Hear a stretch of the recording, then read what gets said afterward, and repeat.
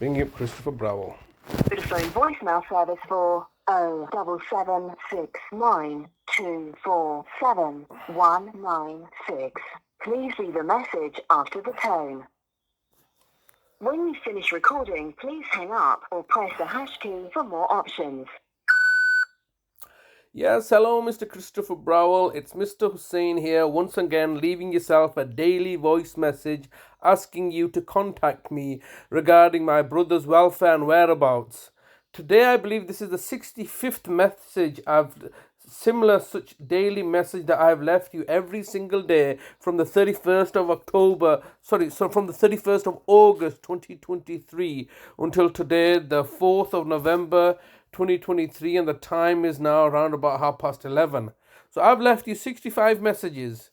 This is going to be the 65th message that I've left you. I've left you 64 messages previously, and each one of those messages you've refused to respond to. And obviously, no doubt, you are refusing to respond to my messages under direction from your seniors, whom are either Vicina Brown or Nadia Khan or Ian McBeath, Graham Kenner, but primarily Kirsten England, and everybody else has instructed you not to speak to me. And why is that? When initially we were speaking, you were trying to get me to comply with your vexatious policy document of getting everything to be written down, and then obviously you realized the impracticalities of having me write things down when I had refused to do so, and whilst you had a legal duty of care for my brother. So for your convenience, you adjusted your complainant policy to allow me to speak to you. Allow me to speak to you. And that's right, isn't it? You people think you're such in a position of authority over me that I need to seek your permission to speak to you. And then subsequently, I've been trying to liaise with you to trying to resolve a situation. And this is the situation. This is what the local authority do. They create a crisis and then refuse to resolve that situation and allow it to deteriorate. How is that not deliberately being neglectful? You created the situation. You initially stopped the direct payments unilaterally after having failed to audit the accounts for 5 years since 2006. I believe 2005 or 2006.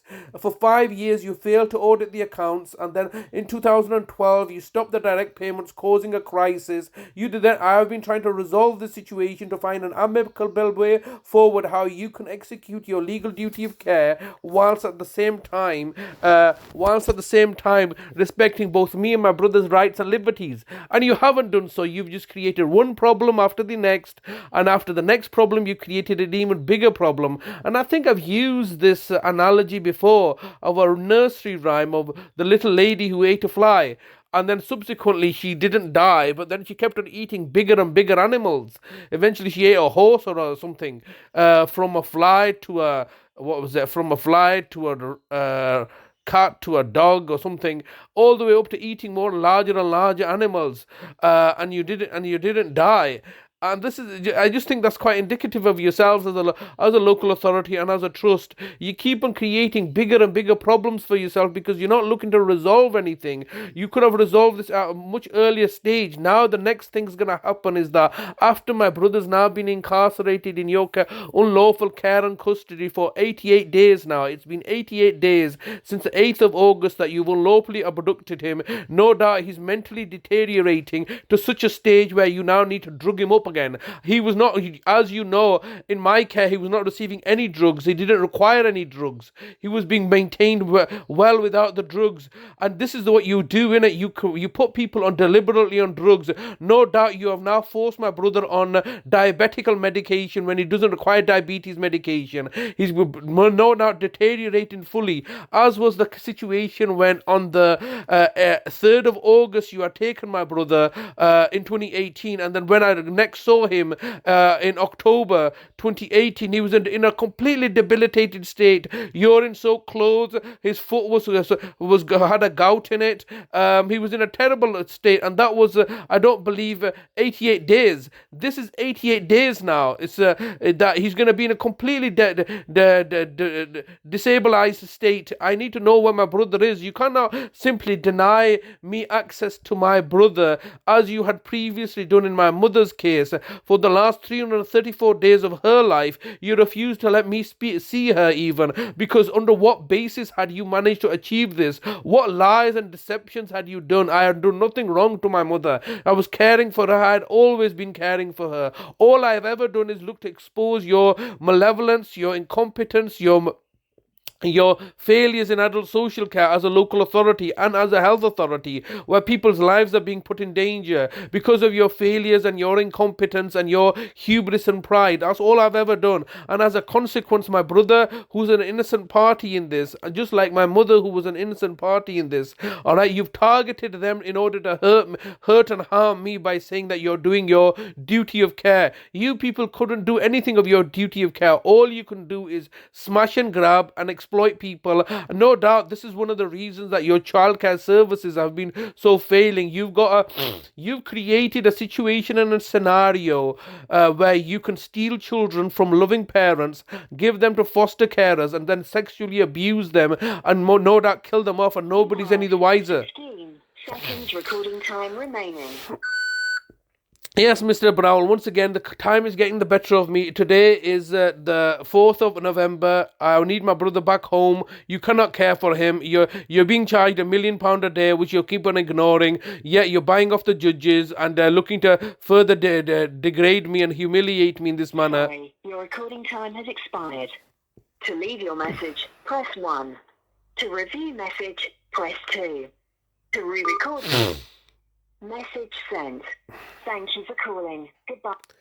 So yes, as you can see, I've spent. They cannot care for my brother. They've got nothing. They got nothing on me. They got desperate because what they anticipated was that I would have a carer breakdown or a carer burnout, which is a phenomena, well-established phenomena that they're fully aware of. They'll sit back, allow the situation to deteriorate by not providing the appropriate support services, by removing the money. And I'm reminded that in August last year, they had stopped all money coming in, so they could instigate or create an environment or a situation that would destabilize the family further, so then that would justify them coming in. That did not occur. Then they got Shagufta, our niece, to come over to raise a false flag alert on the 11th of September 2022. That did not work. Then a month later, on the 14th of October, they tried to get the Manningham Housing gas safety inspectors to raise a false flag alert. That did not work. Then in November, they got my brother Adal and Nefari's brother Adal to poison us